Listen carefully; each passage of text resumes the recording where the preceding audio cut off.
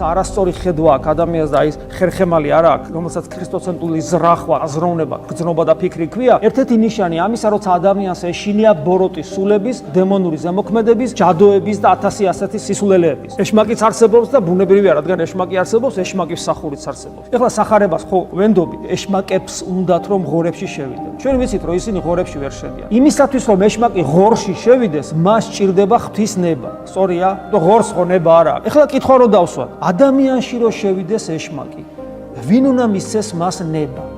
გასაგებია ლოგიკა, ხო? მას ნება ადამიანმა უნდა მისცეს. პრობლემა ჯადოქარში და მკითხავში კი არ არის. პრობლემა ადამიანშია, რომელიც ეთანხმება, რომ მასში ეშმაკი შევიდეს. ჩვენი ნებელობა, ცოდვილი მდგომარეობა, უღმერთობა არის მიზეზი იმისა, რომ ჩვენში ეშმაკი შემოდის და გვაწვალებს და უმკვიდრობს. ამიტომ სხვას კი არ ვემიჯნები, არამედ საკუთარ თავს ვემიჯნებით ამ გვარს. ანუ ეს ბრძოლა ჩემში მიდის და არა ვიღაც ადამიანთან, მაინდა მაინც.